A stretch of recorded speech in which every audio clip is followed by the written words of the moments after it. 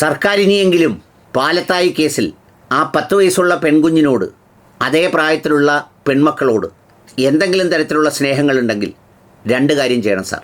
ഒന്ന്, ഈ വിധിയുടെ അടിസ്ഥാനത്തിൽ, അതിൻ്റെ പകർപ്പിൻ്റെ അടിസ്ഥാനത്തിൽ ഈ പ്രതിയെ രക്ഷിക്കാൻ വേണ്ടി എന്തെല്ലാം ഡോക്യുമെൻസുകൾ മാനിപ്പുലേറ്റ് ചെയ്തുവോ, അല്ലെങ്കിൽ എങ്ങനെയാണത് മാനിപ്പുലേറ്റ് ചെയ്തത്, അതിൽ ബന്ധപ്പെട്ട ഉദ്യോഗസ്ഥർക്ക്, വിശിഷ്യ ആ സ്കൂളിലെ പ്രഥമാധ്യാപകനടക്കം ആ ഡോക്യുമെൻ്റ് തിരുത്തിയവർക്കെതിരെ മറ്റൊരന്വേഷണം പ്രഖ്യാപിച്ച് നടപടിയെടുക്കാൻ തയ്യാറാകണം.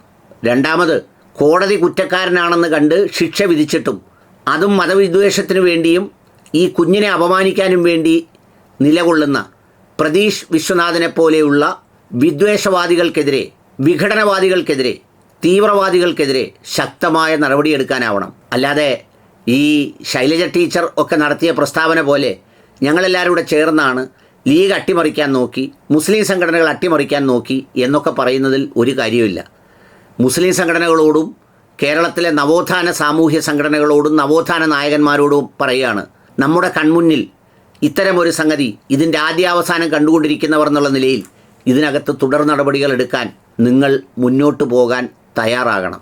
അന്തിച്ചർച്ചയിൽ വലുതായി വരാത്ത, മൈക്കും കൊണ്ട് പ്രതിയുടെ നേരെ ആരും കുത്തി മൈക്ക് നീട്ടാൻ ചെല്ലാത്ത, വളരെ ശാന്തമായി എന്തോ വലിയ ദേശീയ താല്പര്യമുള്ള കാര്യം സംഭവിച്ചതുപോലെ എല്ലാം അടക്കി ഒതുക്കി പിടിച്ച് ഇതിനെ അങ്ങ് ചുരുട്ടിവിട്ട മലയാളത്തിലെ മാധ്യമപ്രവർത്തകരുടെ സംഭാവനകളും കേരളം വളരെ നിസ്തുലമായി സ്മരിക്കേണ്ടതുണ്ട്. പ്രതി രാഹുൽ മാങ്കൂട്ടത്തിലോ അല്ലെങ്കിൽ അവർ ഉന്നം വെക്കാൻ വെച്ചിരുന്നവരോ വല്ലോ ആയിരുന്നെങ്കിൽ ഇന്നലെ പൊളപ്പിച്ച് പുതപ്പിച്ച് കത്തിച്ച് നമ്മുടെ അരുൺകുമാറൊക്കെ അന്തരീക്ഷത്തിൽ നിന്ന് അതിൻ്റെ ലൈവ് ടെലികാസ്റ്റ് നടത്തുമായിരുന്നു. എന്നാൽ അതൊന്നും ഉണ്ടായില്ല.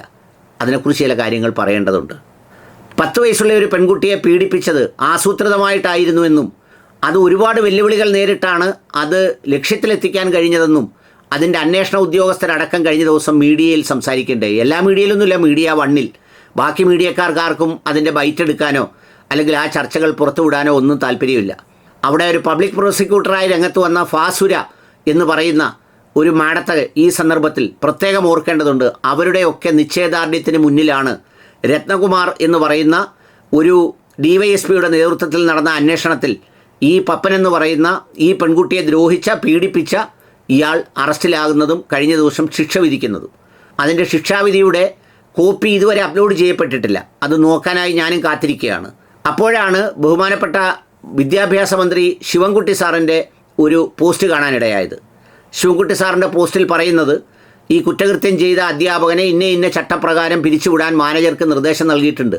ഞാനതിൻ്റെ അടിയിലൊരു കമൻ്റ് എഴുതിയായിരുന്നു, സാർ അതൊരു കോൺസിക്വൻഷ്യൽ ഇമ്പാക്റ്റാണ്. കോടതി വിധി ഒരാളിനെ അങ്ങനെ കുറ്റവാളിയായി ചിത്രീകരിച്ചാൽ പുറത്താക്കുക എന്ന് പറയുന്നൊരു സാങ്കേതികത്വം മാത്രമാണ്. പക്ഷേ അവിടം കൊണ്ടല്ല ഇത് അവസാനിപ്പിക്കേണ്ടത്. യഥാർത്ഥത്തിൽ ഇതിനോട് നീതി പുലർത്തുന്നുവെങ്കിൽ ചെയ്യേണ്ടത് ഈ രേഖകൾ മുഴുവൻ അട്ടിമറിച്ച, ഇപ്പോൾ പ്രതീഷ് വിശ്വനാഥൊക്കെ ഇത്രയും വിദ്വേഷം എഴുതാൻ കാര്യം എന്താണ്?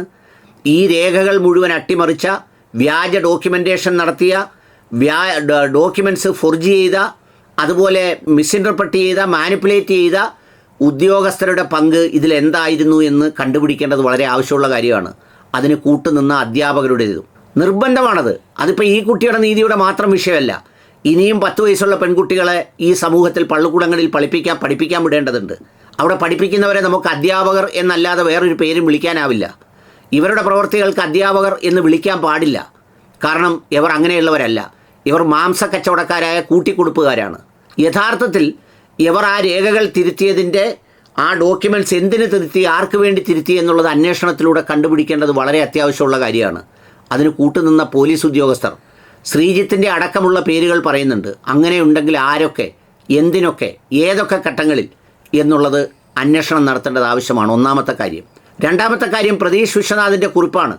കോടതി ശിക്ഷിച്ച പ്രതിയെ അയാൾ എഴുതി വെള്ളപൂശിയിരിക്കുകയാണ്. അതും ഏറ്റവും വിദ്വേഷത്തിൻ്റെ ഏറ്റവും കടുത്ത മാലിന്യം ഉപയോഗിച്ച്.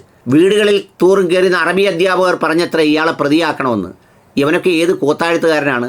ഇവനൊക്കെ ഇങ്ങനെ എഴുതിയിട്ട് ഈ കേരളത്തിൽ നിർഭയം നടക്കാൻ കഴിയുന്നു എന്ന് പറയുന്നത് എത്ര ലജ്ജാകരമാണ്. ഇവിടെ വേറെ ആരെങ്കിലും ആണെങ്കിൽ എത്രയോ പെട്ടെന്ന് അറസ്റ്റ് ചെയ്യുമായിരുന്നു. എന്തെല്ലാം പുകിലായനെ. രാഹുൽ മാങ്കൂട്ടത്തിൽ ആരെയോ എവിടെയോ ഗർഭമുണ്ടാക്കി എന്ന് പറഞ്ഞപ്പോൾ വളരെ പെട്ടെന്ന് ക്രൈംബ്രാഞ്ചും DYSPയും എല്ലാം രൂപീകരിച്ച് അന്വേഷണം നടത്തിയവർ ഇവനെപ്പോലുള്ളവനെ വിടാൻ പാടുണ്ടോ? ഇവനെതിരെ പെറ്റീഷൻ കൊടുക്കാൻ തയ്യാറാകണം. മുസ്ലിം സംഘടനകൾ എന്ന് പറയുന്ന കുറേ സംഘടനകളുണ്ടല്ലോ, വല്ലതും വാരി പിരിച്ച് തിന്നുകൊണ്ടിരിക്കുന്നവർ. അവരെന്ത് ചെയ്യണമെന്നറിയോ? ഇക്കാര്യത്തിൽ പരാതി സമർപ്പിക്കണം, മുഖ്യമന്ത്രിക്കും കൊടുക്കണം, ബാക്കിയുള്ളവർക്കും കൊടുക്കണം. ഇതെവിടെയാണ് അട്ടിമറിച്ചതെന്ന് അറിയണം. ഇതിൽ അവൻ പറയുന്ന ആ വിശദീകരണത്തിൽ അതിൻ്റെ അടിയിൽ ടൈലുണ്ടായിരുന്നു. ആ ടൈലിനകത്ത് ബാക്കി എല്ലാ പെൺകുട്ടികളും ഈ അത് ഉപയോഗിക്കുമ്പോൾ ആ രക്തപ്പാട് എങ്ങനെ കണ്ടെത്തും? ഇവൻ്റെ ബുദ്ധി അത്രയേ ഉള്ളൂ. എത്ര വർഷം കഴിഞ്ഞാലും അതിൻ്റെ ഒരു അല്പമെങ്കിലും ഉണ്ടെങ്കിൽ ഫോറൻസിക് ഡിപ്പാർട്ട്മെൻറ്റിന് കണ്ടുപിടിക്കാം. അവർക്ക് ബോധ്യപ്പെടാതെ അവർ ഈ 10 വയസ്സുള്ള കുട്ടിയോട് എന്തെങ്കിലും ഇതിനു വേണ്ടിയിട്ട് ഫോറൻസിക് ഡിപ്പാർട്ട്മെൻറ്റ് ചെയ്യൂല. അതുപോലും പൊതുസമൂഹത്തിൻ്റെ ഒരു സാമാന്യബോധത്തെ, നീതിബോധത്തെ, ഒരു കോടതിയുടെ തീരുമാനത്തെ പരസ്യമായി വെല്ലുവിളിക്കുന്ന ഇതിനൊക്കെ എതിരെ നടപടി ഉണ്ടാവേണ്ടതുണ്ട്.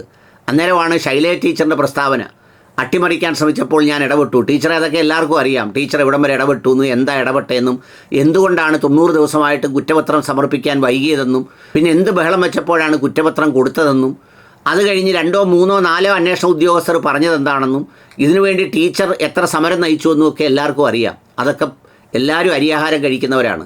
അതുകൊണ്ട് ദയവായി ഇനിയെങ്കിലും ഈ 10 വയസ്സുള്ള പെൺകുട്ടികളുടെ കാര്യത്തിൽ, കുഞ്ഞുങ്ങളുടെ കാര്യത്തിൽ, അവരുടെ താല്പര്യങ്ങളുടെ കാര്യത്തിൽ എന്തെങ്കിലും ആത്മാർത്ഥതയുണ്ടെങ്കിൽ അതിൽ തുടരന്വേഷണം ഉണ്ടാവണം, നടപടി ഉണ്ടാവണം. അത് നിർബന്ധമാണ്.